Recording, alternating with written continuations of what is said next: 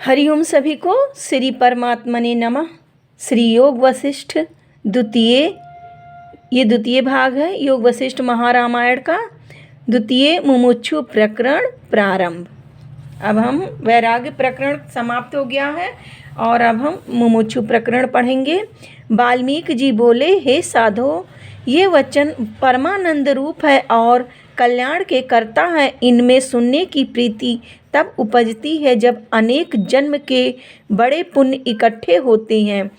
जैसे कल्प वृक्ष के फल को बड़े पुण्य से पाते हैं, वैसे ही जिसके बड़े पुण्य कर्म इकट्ठे होते हैं उसकी प्रीति इन वचनों के सुनने में होती है, अन्यथा नहीं होती।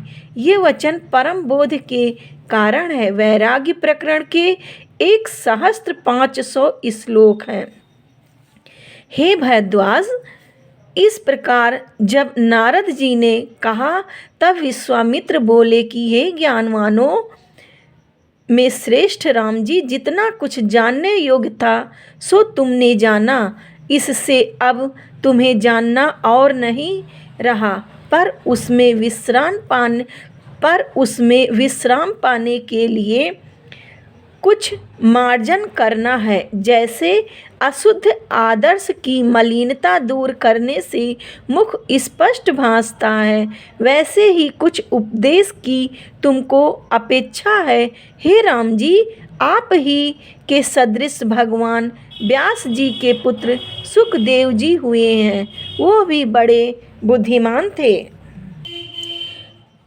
उन्होंने जो जानने योग्य था सो जाना था, पर विश्राम के निमित्त उनको भी उपेक्षा थी, सो विश्राम को पाकर शांत हुए थे।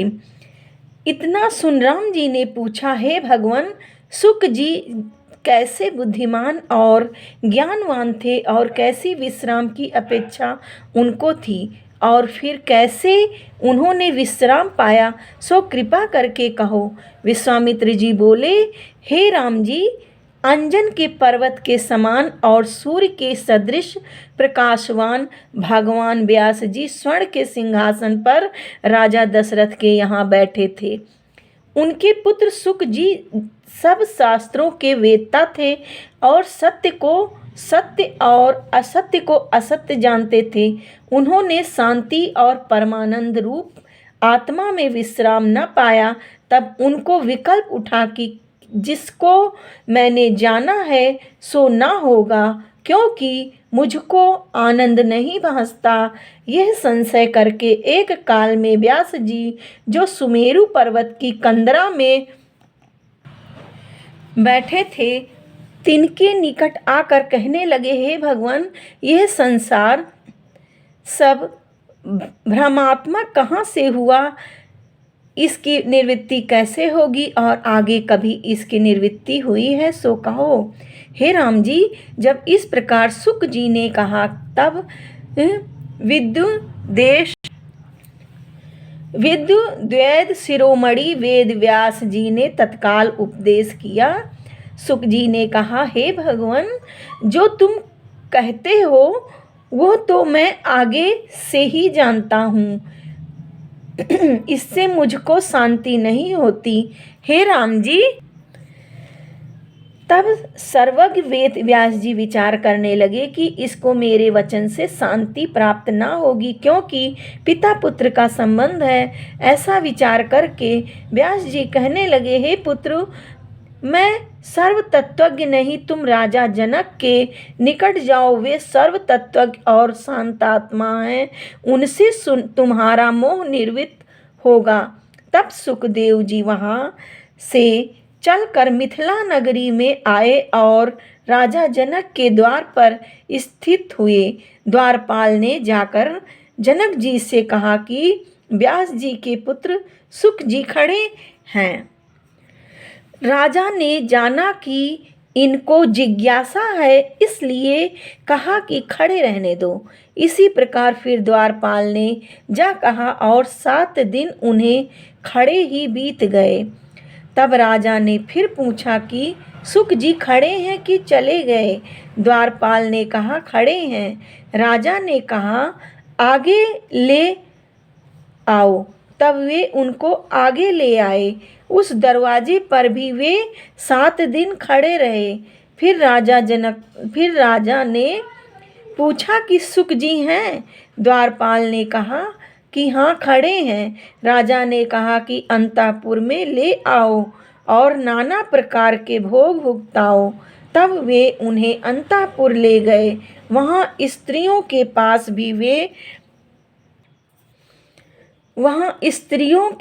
भी वे 7 दिन खड़े रहे। फिर राजा ने द्वारपाल से पूछा कि उनकी अब कैसी दशा है और आगे कैसी दशा थी। द्वारपाल ने कहा कि आगे वे निरादर से न शोकवान हुए थे और न अब भोग से प्रसन्न हुए। वे तो इष्ट अनिष्ट में समान हैं। जैसे मंद पवन से मेरु चलायमान नहीं होता, वैसे ही ये बड़े भोग व निरादर से चलायमान नहीं हुए।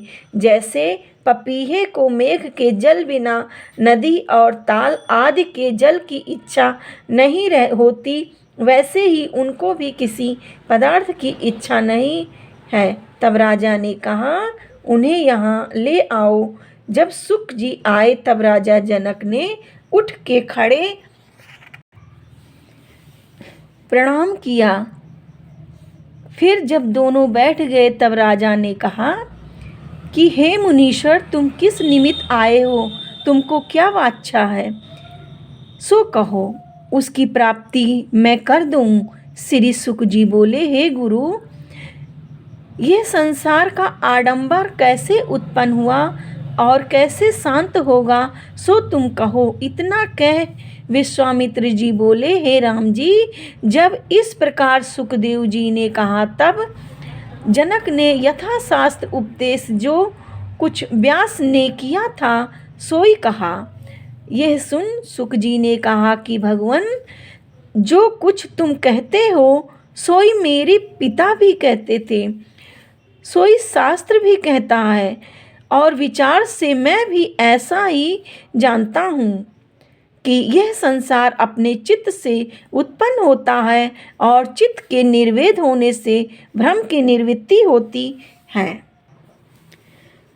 पर मुझको विश्राम नहीं प्राप्त होता है।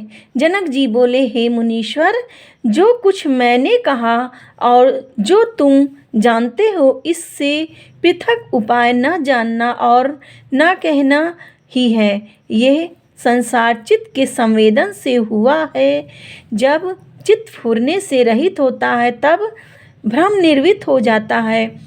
आत्म तत्व नित्य शुद्ध परमानंद स्वरूप केवल चैतन्य है। जब उसका अभ्यास करोगे तब तुम विश्राम पाओगे। तुम अधिकारी हो, क्योंकि तुम्हारा यत्न आत्मा की ओर है, दृश्य की ओर नहीं। इससे तुम बड़े उदारात्मा हो। हे मुनीश्वर,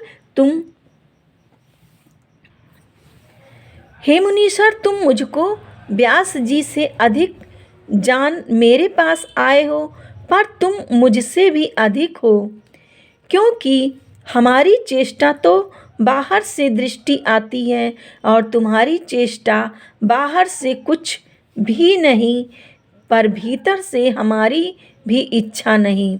इतना कह विश्वामित्र जी बोले, हे राम जी, जब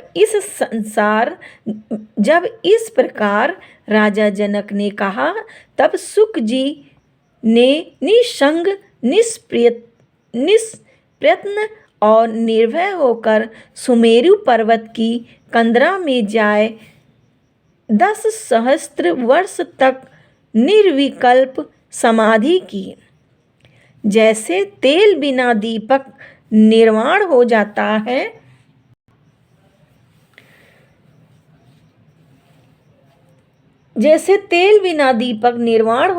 है, वैसे ही वे भी निर्वाण हो गए। जैसे समुद्र में बूंद लीन हो जाती है और जैसे सूर्य का प्रकाश संध्या काल में सूर्य के पास लीन हो जाता है, वैसे ही कलना रूप कलंक को त्याग कर वे ब्रह्मपद को प्राप्त हुए।